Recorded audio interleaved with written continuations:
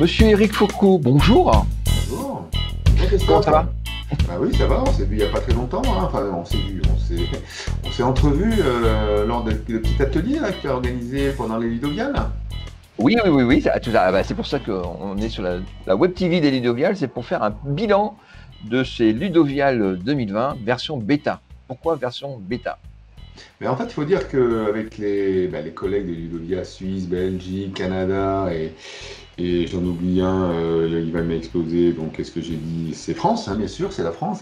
On est parti sans trop savoir où on allait, hein, quand on a dit, bah, tiens, on va faire un truc 100% numérique, façon Ludovia, mais sur le réseau. On ne savait pas trop où on allait, donc j'ai dit, bah, écoute, on va faire une bêta, comme ça les gens ils seront indulgents quelque part, parce qu'on a eu quelques petits couacs, hein, donc on a essuyé pas mal de nouveautés pour beaucoup de monde, mais quelque part on est quand même satisfait, parce que globalement ça a bien réussi.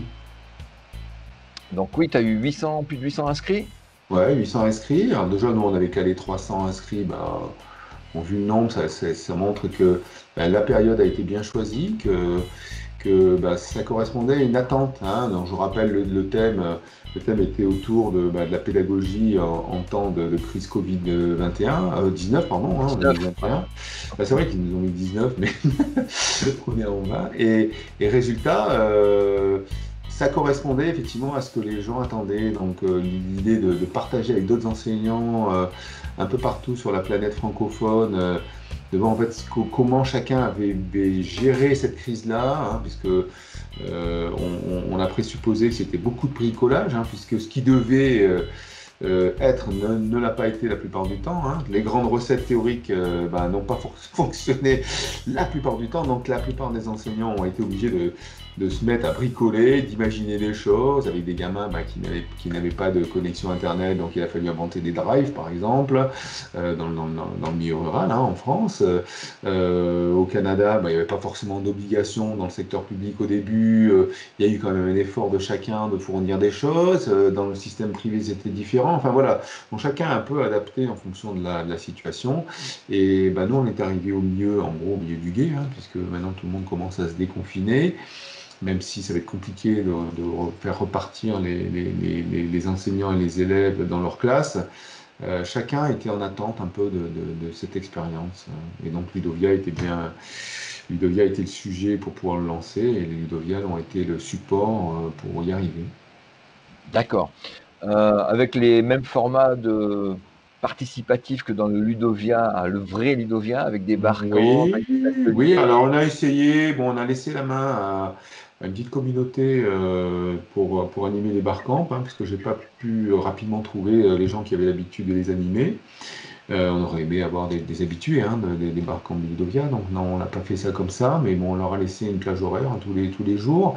Les ateliers Explore Camp, bah, c'était des ateliers de 40 minutes, hein, avec présentation pendant un quart d'heure, 20 minutes, et après questions-réponses. Les questions-réponses étaient le chat. Donc ça a très très bien marché, comme d'habitude, hein. Les Explore Camp sur Ludovia, c'est le gros truc, et sur Ludovia, les ateliers, c'est ce qui a le plus eu de succès. Table ronde, ben, compliqué de faire des tables rondes, mais ça, bon, il n'y a pas que Ludovia qui en fait, mais bon, on a fait un peu ça.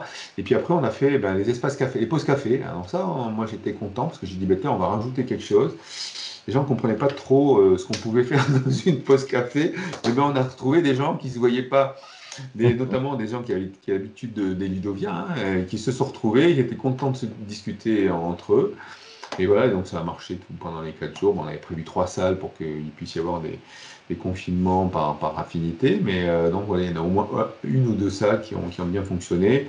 Et puis ça nous a donné plein de bonnes idées pour la prochaine, hein, parce qu'il y en aura une.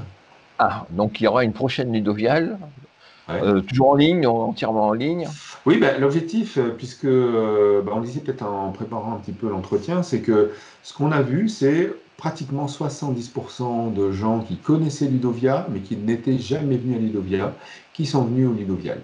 Donc ça permet en fait à des gens de découvrir un petit peu l'état d'esprit de ces universités d'été, d'automne, printemps et campus un peu partout sur la planète francophone.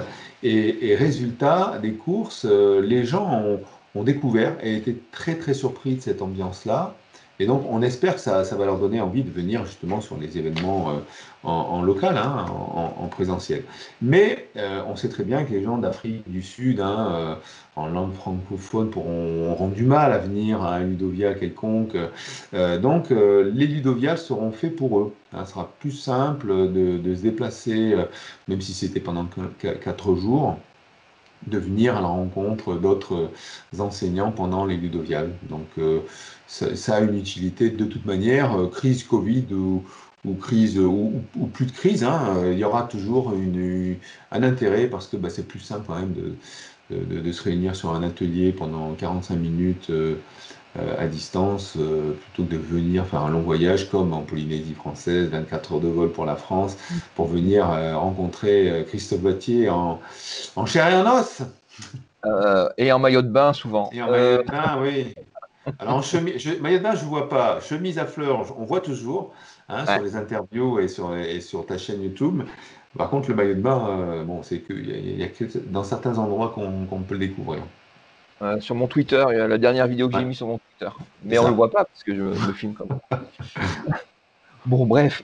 Quel format qui a le mieux participé? Tu as une idée d'atelier qui a généré le plus d'interaction?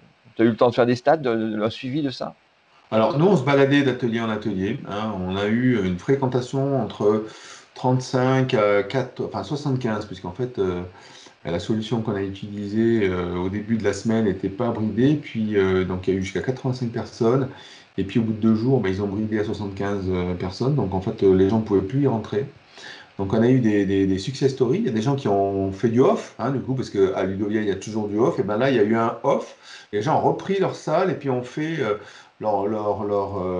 ils ont fait une rediffusion en temps réel de leur atelier, hein, dans ce qui était le cas de Maryse, hein, Soulier, qui a fait tous les Ludovia du monde aujourd'hui, hein. Donc je crois qu'elle a, Non, elle n'a pas fait la suite. elle n'a pas fait la Suisse, ah bah, elle devait la faire peut-être alors. Mais ça a été annulé, donc mais elle aura le badge gold, là c'est sûr, ou black, voilà. Et résultat, donc oui, on n'a pas pu mesurer jusqu'au bout, mais donc elle a fait partie effectivement des.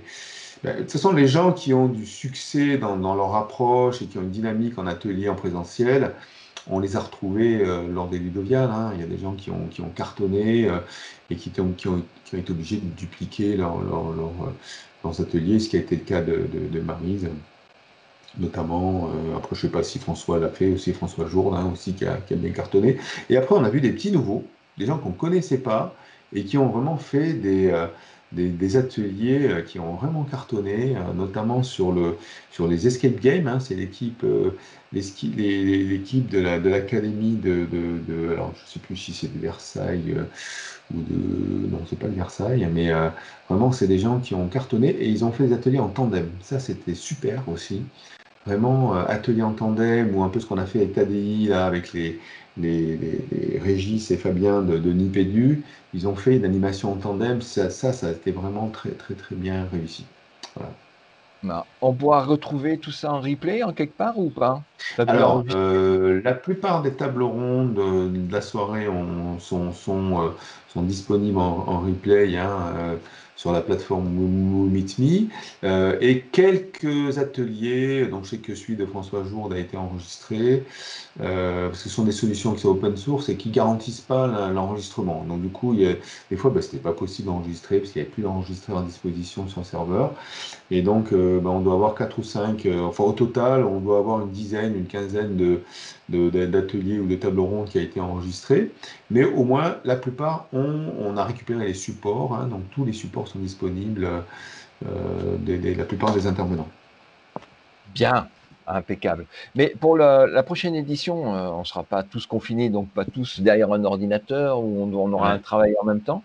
Tu penses faire ça le soir, un week-end? Tu as une idée? Justement, ça sera peut-être une nouvelle donne, hein, puisqu'en 2021, il faut expliquer, ben, il faut espérer qu'on soit tous déconfinés, qu'on commence à pouvoir sortir allègrement.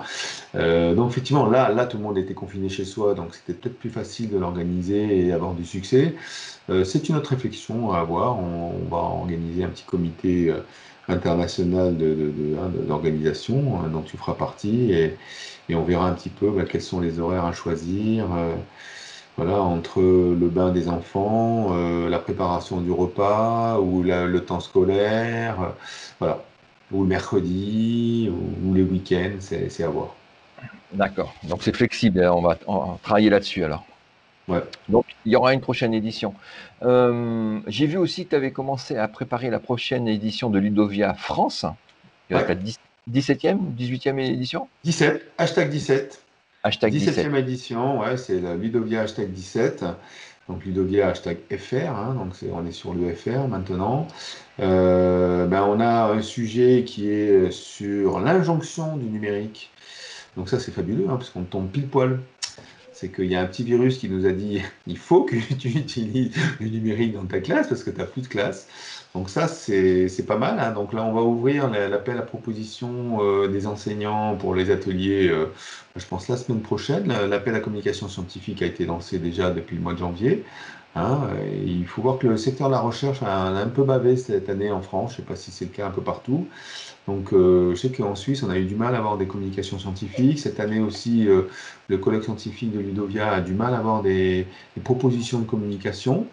Bon, c'est pas très grave, hein. Puis le sujet de l'injonction, c'est quand même pas forcément évident, les injonctions numériques.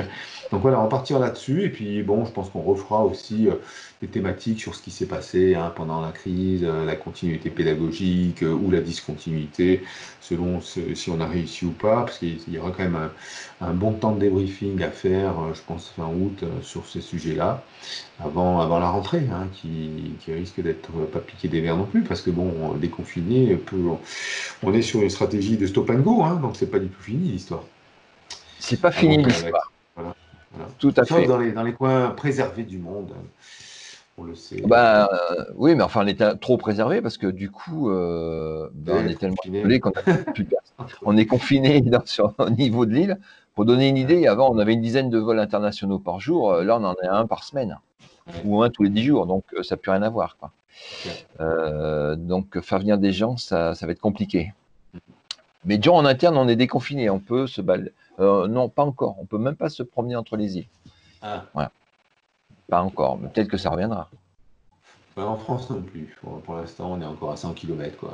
Chacun est dans son département, quoi, en gros. Voilà, là, chacun est dans son île. On va trouver des formules hybrides. On va travailler là-dessus, hein. Ouais, On a des idées. c'est clair.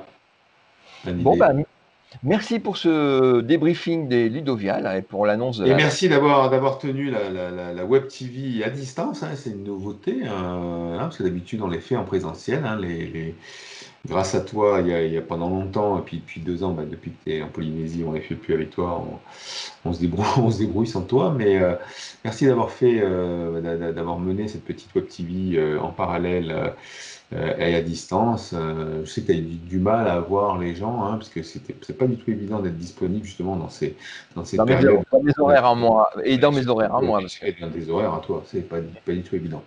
Ouais. Voilà. Mais ça a bien marché, c'était bien sympa. On a vu des anciens qui ont le plaisir de revenir, je pense à Mario. Marcel, oui, on a tous bien écouté ce qu'il disait.